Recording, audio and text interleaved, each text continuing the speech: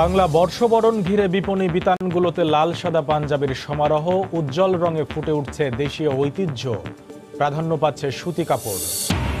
ধানের ফলন বিপর্যয়ে দিশেহারা হাওরের কৃষকরা, চিটা হয়ে শেষ সুনামগঞ্জ ও নেত্রকোনার হাজার হাজার হেক্টর জমির ফসল, প্রকৃতির ওপর দায় চাপিয়ে খালাস কৃষি বিভাগ। এবং শুরু হয়েও অজানা কারণে থমকে আছে সিলেট নগরীর ঝুঁকিপূর্ণ ভবন ভাঙার কাজ। দুর্ঘটনার আশঙ্কা, বুয়েট বিশেষজ্ঞদের ঘাড়ে দায় চাপালো সিটি কর্পোরেশন।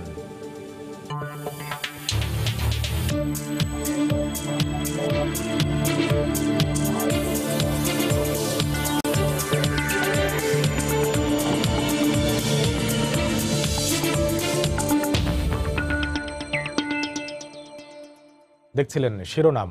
আমন্ত্রণ জানাচ্ছি দেশ ও দেশের বাইরের অর্থ বাণিজ্যের নানা খবর নিয়ে আমাদের নিয়মিত আয়োজন এ সময়ের বাণিজ্যে। আর আপনাদের সঙ্গে আছি আমি কামরুল হাসান সবুজ। আসছে বৈশাখ, তাই লাল সাদা পাঞ্জাবিতে সেজেছে ফ্যাশন হাউসগুলো। রয়েছে বৈচিত্র্যময়তা, যেখানে উজ্জ্বল রঙে তুলে ধরা হয়েছে দেশীয় ঐতিহ্য। ব্যবসা গরম মাথায় রেখে ক্রেতারা প্রাধান্য দিচ্ছেন সুতি কাপড়। অনেকের আবার পছন্দ ফতুয়া আর টি শার্ট। মামুন আবদুল্লাহর রিপোর্ট। রূপবৈচিত্র্যের এই বাংলায় চৈত্রের পরন্ত বেলায় আশি আশি করছে পহেলা বৈশাখ। ঐতিহ্যের এই সার্বজনীন উৎসবে ফুটে ওঠার অপেক্ষায় দেশীয় সংস্কৃতি, যে সংস্কৃতির বহমানতায় এরই মধ্যে একটু একটু করে সেজে উঠছে ফ্যাশন হাউসগুলো, যেখানে স্পষ্ট বৈশাখী রং লাল সাদা। আর ঐতিহ্যের ধারাতেই ছেলেদের বৈশাখী ফ্যাশনে বেড়েছে পাঞ্জাবির কদর। তাই নগরের দোকানগুলোতে চলছে বৈশাখের কেনাকাটা। প্রিয়জনকে প্রিয় রঙের পাঞ্জাবি উপহার দিতে বিপণী বিতানে আসছেন নারীরাও। বৈশাখ উপলক্ষেই তো আসলাম পাঞ্জাবি দেখতে, পাঞ্জাবি অথবা ফতুয়া এই টাইপের কোনো একটা কিছু কেনার ইচ্ছা। পাঞ্জাবি ছেলের জন্য, হাজবেন্ডের জন্য পাঞ্জাবি, আমার জন্য সালোয়ার কামিজ। আমি এখানে আসছি বৈশাখের পাঞ্জাবি কেনার জন্য। বাঙালির এটা ঐতিহ্য, পয়লা বৈশাখ সবাই লাল পাঞ্জাবি পরে, সাদা পরে, ওই হিসেবে আর কি কিনা সকালে বাইর হওয়া। সাধ্যের মধ্যেই দামের হিসেব নিকেশ মেটানো গেলেও ক্রেতাদের চাওয়া গতানুগতিক ডিজাইনের বাইরে একটু ভিন্নতা। কাপড়ের মানেও চান আরেকটু ভালো কিছু। আমি লাইট কালারের মধ্যে প্রেফার করছি এবং পাশাপাশি একটু উজ্জ্বল কালারও পছন্দ করছি, যেহেতু আমাদের একটা উৎসব। হয়তো ওই সময়ে অনেক ভিড় হবে, তাই আমরা এই জন্য আগে কেনাকাটা করার জন্য আসছি। কালেকশন এখনো মোটামুটি তেমন কালেকশন আমি এখনো ভালো দেখিনি। তবে গরম আবহাওয়ার কথা মাথায় রেখে রং ও ডিজাইনে ভিন্নতা আনার কথা জানান বিক্রেতারা। 35টার উপরে ডিজাইন আসছে পাঞ্জাবির, আর প্রতিনিয়ত আসছে। পাঞ্জাবির সাথে আমাদের পাজামাটা, সাথে ইজি প্যান্টটা দেওয়া হচ্ছে কম্বিনেশন করে। সাদার উপরে কাজ করা, লাল কাজ, লালের উপরে সাদা কাজ, এই দুইটা কাজই বেশি। কাস্টমার টুকটাক করতেছে, তো প্রত্যাশা আশা করি পূর্ণ হবে। রাজধানীর দোকানগুলোতে 700 থেকে 2500 টাকার মধ্যে পাঞ্জাবি এবং 300 থেকে 1000 টাকায় পাওয়া যাবে বিভিন্ন ধরনের ফতুয়া। মামুন আবদুল্লাহ, সময় সংবাদ, ঢাকা। ধানের ফলন বিপর্যয়ে আবারও স্বপ্নভঙ্গ হলো হাওড়াঞ্চলের কৃষকদের। চিটা ধরে শেষ হয়ে গেছে সুনামগঞ্জ ও নেত্রকোনার বিস্তীর্ণ হাওরের হাজার হাজার হেক্টর ধানের ক্ষেত। সারা বছর চলার রসদ জোগানো একমাত্র ফসলের এমন দশায় দিশেহারা হয়ে পড়েছেন ধার দেনায় জর্জরিত কৃষকেরা। এ অবস্থায় উন্নয়ন কর্মীরা সরকারি সহায়তার দাবি জানালেও প্রকৃতির ওপর দায় চাপিয়েই নির্ভর কৃষি বিভাগ।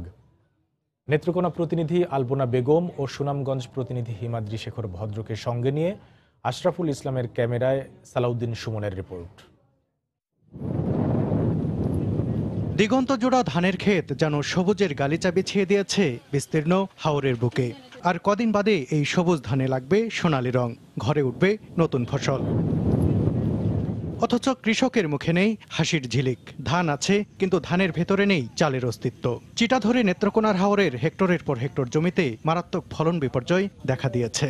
ধানের ভিতরে যে একটা দুধ আছে, ওইটা যায় নাই, না যাওয়ার কারণেই ধানগুলি নষ্ট হয়ে গেছে। বছরে একটা ফসল, এই ফসল যদি না থাকে তাহলে তো আমাদের ফুলাফান পালা খুব কঠিন বিষয়। চাল নাই ভিতরে, শুধু সুসা ধান দেন না, এর ভিতরে চাল নাই। একবার ভাই চাল নেই। অন্য বছর পানি এনেছে গা, এই ক্ষেত ঠিক মতো মর গেছে, সাইপা টাইপা আনন গেছে। এই বছর তো তাও কিছু নাই। গরিব মানুষ আমরা ঋণ দিন করছি, এই ঋণ কিভাবে পরিশোধ করি। হঠাৎ করেই ফসলের এই অবস্থা হবে তা ঘুণাক্ষরেও বুঝতে পারেননি কৃষকেরা।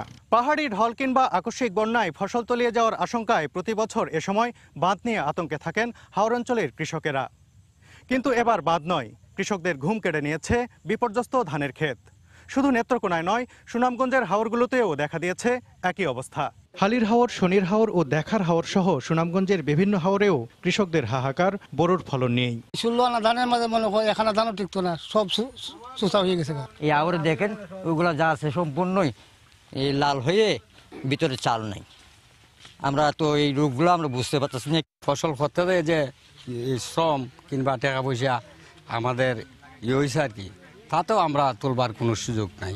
সরেজমিন পরিদর্শন না করেই কৃষি বিভাগ বলছে, স্বাভাবিক সময়ের 1 মাস আগে ধান রোপণ ও পরবর্তীতে অনাবৃষ্টির কারণেই এই অবস্থার সৃষ্টি। ডিপ হাওরে যায় না, কিন্তু আমরা যেটুকু দেখছি যে ওই ধানের একদম টিপটাতে, শীষের টিপটাতে 2-1টাতে স্পাইকলেট কম আছে। এটা টেম্পারেচার কমের জন্য হয় এবং এটা কোল ইনজুরি আমরা যেটাকে বলে আর কি। দিশেহারা কৃষকদের সহায়তায় এগিয়ে আসতে সরকারের প্রতি আহ্বান জানালেন এই উন্নয়ন কর্মী। নির্দিষ্ট একটি এলাকা না, পুরো হাওর অঞ্চল জুড়েই সময় যতই যাচ্ছে, আমরা খবর যত পাচ্ছি তত জানতে পারছি যে এই বিপর্যয়টি বিভিন্ন অঞ্চলে বিস্তৃত। ফলে সরকারের উচিত হবে এই সময়কালে তাদের সাহায্যে এগিয়ে আসা। কৃষি বিভাগের দেয়া তথ্যমতে এবার সুনামগঞ্জে 2,24,000 হেক্টর ও নেত্রকোনায় 40,500 হেক্টর হাওরের জমিতে ধান চাষ হয়েছে। সালাউদ্দিন সুমন, সময় সংবাদ, সুনামগঞ্জ।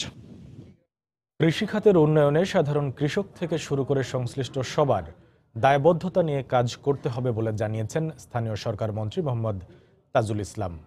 গতকাল রাজধানীর বসুন্ধরা ইন্টারন্যাশনাল কনভেনশন সিটিতে 9ম আন্তর্জাতিক কৃষি প্রযুক্তি মেলার উদ্বোধনী অনুষ্ঠানে কথা বলেন তিনি।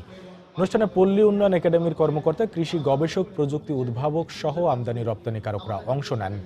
পরে মেলায় অংশ নেয়া স্টলগুলো ঘুরে দেখেন মন্ত্রী। 3 দিনব্যাপী এই মেলায় 15টি দেশের 640টি স্টল অংশ নিয়েছে।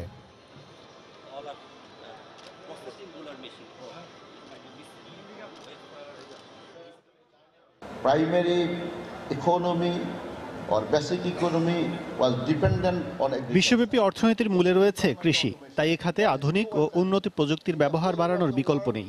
আগামীতে কৃষির লক্ষ্যমাত্রা অর্জন করতে হলে সাধারণ কৃষক, সরকার, প্রযুক্তিবিদ, বিজ্ঞানী সহ সবার অংশগ্রহণ সঠিকভাবে নিশ্চিত করতে হবে। Only because of that technology.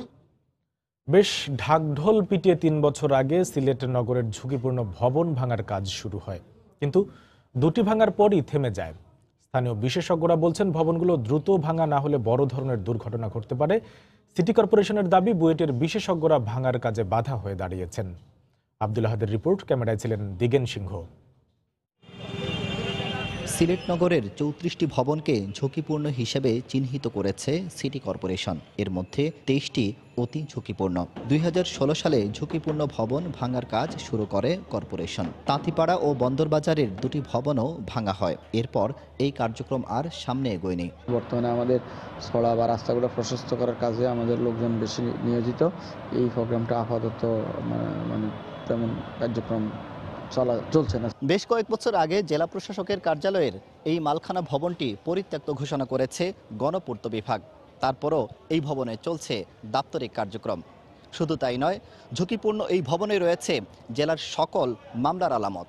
City কর্পোরেশনের গা ঘেঁষা ভবন সিটি সুপার মার্কেটও অতি ঝুঁকিপূর্ণ। এটার মালিক স্বয়ং সিসি। ঝুঁকিপূর্ণ ভবন চিহ্নিতকরণের সঙ্গে জড়িত এই বিশেষজ্ঞ বলেন, সরকারি ভবন আগে ভাঙলে এখান থেকে সাধারণ মানুষ উদ্বুদ্ধ হবে। তবে ভবন ঝুঁকিপূর্ণ মানতে নারাজ সিটি সুপার মার্কেটের ব্যবসায়ীরা। সিটি কর্পোরেশনের উচিত, যদি তাদের আন্ডারের এইসব বিল্ডিংগুলি রেক্টোফিটিং করা সম্ভব হয়, তাহলে তাড়াতাড়ি রেক্টোফিটিং করে জনগণের কাছে দেখানো যে আমরা আমাদের বিল্ডিংগুলি কারেকশন করেছি। ঝুঁকিপূর্ণ না, এটা সার্টিফিকেট আছে। ঝুঁকিপূর্ণ 3-4টা 10টা দোকান আছে, আমরা সাবেক নির্বাহী তাকে অপসারণ করাই দিছি। মেয়র বলছেন, ঝুঁকিপূর্ণ চিহ্নিত করা ভবনের মালিকরা ঢাকা থেকে বুয়েটের ইঞ্জিনিয়ার এনে বলেন সেটা ঝুঁকিহীন। আমরা যেটাতে ঝুঁকিপূর্ণ বলেছি, বুয়েটের মতো বিশ্ববিদ্যালয় যদি বলে ওই সুযোগটা নিতে পারবো না। নোটিশ দেওয়া সত্ত্বেও যারা ভাঙতেছেন না, বাজা করতেছেন না, আমরা এটা প্রশাসনিকভাবে আমরা সরকারের সাহায্য নেব এবং এটাকে আমাদের অবশ্যই আইনের আওতায় নিয়ে এটা ভেঙে দিতে হবে। 23টি অতি ঝুঁকিপূর্ণ ভবনের মধ্যে সরকারি ভবন 5টি, বাকিগুলো মার্কেট ও বাসাবাড়ি। আব্দুল আহাদ, সময় সংবাদ, সিলেট। বিশ্বের উদীয়মান 5টি অর্থনীতির দেশের মধ্যে বাংলাদেশ একটি বলে জানিয়েছে বিশ্বব্যাংক। গতকাল বিশ্বব্যাংকের ঢাকা অফিসে বাংলাদেশের অর্থনীতির পর্যালোচনা প্রতিবেদন প্রকাশ সংবাদ সম্মেলনে প্রতিষ্ঠানের প্রধান অর্থনীতিবিদ ডক্টর জাহিদ হোসেন এ তথ্য জানান। অন্য দেশগুলো হলো ইথিওপিয়া, রুয়ান্ডা, ভারত ও ভুটান। সংবাদ সম্মেলনে আরও বলা হয়, আগামীতেও 7% বেশি প্রবৃদ্ধি ধরে রাখতে পারবে বাংলাদেশ। গেল এক দশক ধরে বাংলাদেশ ধরে রেখেছে প্রবৃদ্ধির ধারাবাহিকতা। প্রতি বছরই বাড়ছে সামগ্রিক অর্থনীতির আকার। জানুয়ারিতেই লন্ডন ভিত্তিক গবেষণা প্রতিষ্ঠান centre for economic and business research এর প্রতিবেদনে দেখা যায় 43তম থেকে এগিয়ে 41তম অর্থনীতির দেশ হয়েছে বাংলাদেশ। এবার বিশ্বব্যাংকের প্রতিবেদনে বলা হলো, সম্ভাবনাময় 5 অর্থনীতির দেশের মধ্যেও রয়েছে বাংলাদেশ। আমরা বলছি যে মোটামুটি একটি শক্তিশালী প্রবৃদ্ধি বজায় থাকবে এবং সেটা অন্তত 7% বা তার বেশি হতে পারে। আমাদের যে আভ্যন্তরীণ যে অনিশ্চয়তাগুলো, সেখানে আমরা বলছি এটা মোটামুটি ব্যালেন্সড।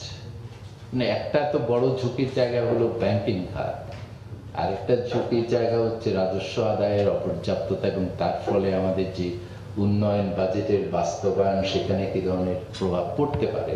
আর্থিক খাতে ঋণ খেলাপ একটি ছোঁয়াচে রোগ উল্লেখ করে বিশ্বব্যাংকের প্রধান অর্থনীতিবিদ বলেন, ঢালাওভাবে ঋণ পুনঃতফসিলীকরণের সুযোগ দিলে নেতিবাচক প্রভাব পড়তে পারে। তাই নীতি নির্ধারকদের সঠিক পদ্ধতিতে সংস্কার জরুরি।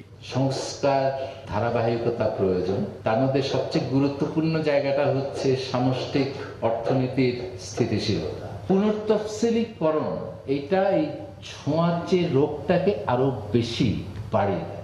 বিনিয়োগ, কর্মসংস্থান, আমদানি রফতানি সহ সার্বিক অর্থনীতির তথ্য বিবেচনায় চলতি অর্থবছর শেষে প্রবৃদ্ধি 7.3% হতে পারে বলে ধারণা করছে বিশ্বব্যাংক। তবে সরকার বলছে প্রবৃদ্ধি অর্জন হতে পারে 8.13%। আমাদের কিছু হিসাব নিকাশের পদ্ধতি আছে, তার ভিত্তিতে আমরা এই 7.3। সানবীর রূপল, সময় সংবাদ, ঢাকা। কোনো দেশের বিনিয়োগ গতিশীল না হলে সে দেশের অর্থনীতি শক্তিশালী হয় না উল্লেখ করে প্রধানমন্ত্রীর অর্থনৈতিক বিষয়ক উপদেষ্টা মশিউর রহমান বলেছেন, বর্তমানে বেশিরভাগই বিনিয়োগ ব্যাংক ঋণ নির্ভর, যা টেকসই অর্থনীতির পথে একটি সমস্যা। আর বিদ্যমান বিনিয়োগ সম্ভাবনা কাজে লাগাতে দরকার সক্রিয় ও সক্ষম পুঁজিবাজার। গতকাল জাতীয় শিল্পকলা একাডেমিতে আয়োজিত ক্যাপিটাল মার্কেট এক্সপোর উদ্বোধনী অনুষ্ঠানে তিনি একথা বলেন।